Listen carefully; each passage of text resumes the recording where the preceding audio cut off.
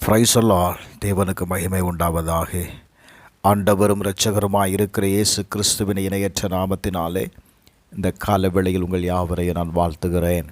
இந்த நாளுக்கான தேவனுடைய வார்த்தை ஏசாயா 26வது அதிகாரம் 12வது வசனம். கர்த்தாவே, எங்களுக்கு சமாதானத்தை கட்டளையிடுவீர். எங்கள் கிரியைகளை எல்லாம் எங்களுக்காக நடத்தி வருகிறவர் நீரே. Praise the Lord.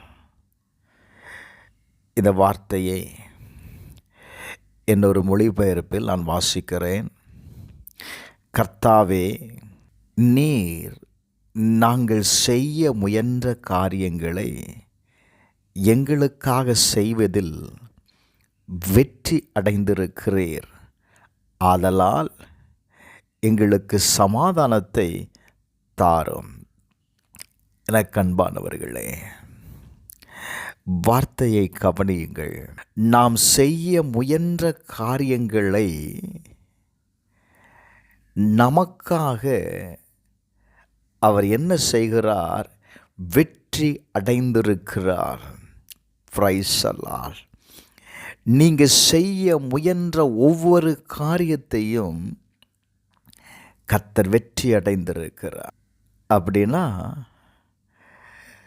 நாம் செய்ய முயல்கிற ஒவ்வொரு காரியத்திலையும் தேவன் ஒரு வெற்றியை வைத்திருக்கிறாருங்க.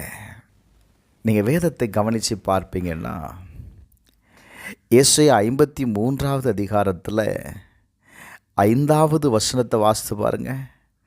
நமக்கு சமாதானத்தை உண்டு பண்ணும் ஆக்கினை அவர் மேல் வந்தது. Praise the Lord. நாம் செய்கிற எல்லா காரியத்திலேயும் நமக்கு ஒரு சமாதானம் இருக்க வேண்டும் என்று தேவன் விரும்புகிறார். அநேக நேரத்தில் நாம் சொல்லுகிற வார்த்தை என்ன தெரியுமா? சமாதானமே இல்லை பிரதர்,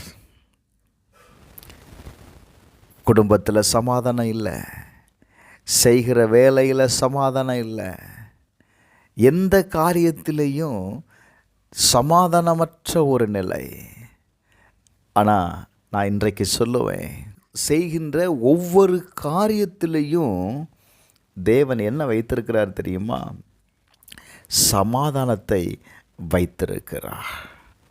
ஒரு நிறைவாழ்வை கர்த்தர் நமக்கு வைத்திருக்கிறார். வேதம் சொல்லுகிறது, நிறைவாழ்வை நீர் எங்களுக்கு உரியதாக்குவீர். ஒரு நிறைவான வாழ்வு உங்களுடையதாய் மாறும் பிரதர். நாம் என்ன செய்ய வேண்டுமென்று இருக்கிறோமோ அந்த காரியத்தை அவர் செய்கிறவராக இருக்கிறார். அவர் செய்து முடித்திருக்கிறார். Praise the Lord. வேதம் சொல்லுகிறது, சங்கீதம் 29:11 வாசித்து பாருங்க. கர்த்தர் தமது ஜனத்திற்கு பலன் கொடுப்பார். கர்த்தர் தமது ஜனத்திற்கு சமாதானம் அருளி அவர்களை ஆசீர்வதிப்பார்.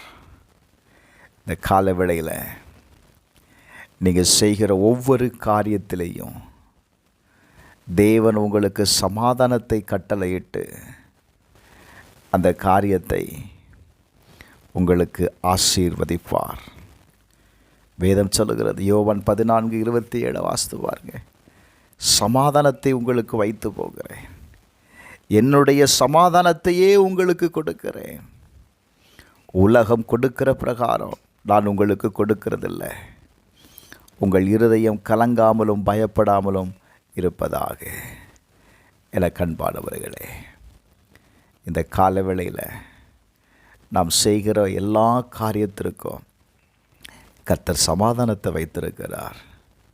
நீங்கள் பயப்படவும் கலங்கவும் வேண்டாம். கர்த்தர் உங்களை ஆசீர்வதிப்பார். செபிப்போமா? பரலோக பிதாவே, இயேசுவின் நாமத்தில் செபிக்கிறப்பா, இந்த கால வேளையில் நாங்கள் செய்கிற காரியத்தில் கர்த்தர் நீர் சமாதானத்தை கட்டளையிட்டு அந்த காரியத்தை நீர் ஆசீர்வதிப்பதற்காய் நன்றி செலுத்துகிறப்பா. இயேசுவின் நாமத்தில் ஜெபிக்கிறேன். ஆமென்.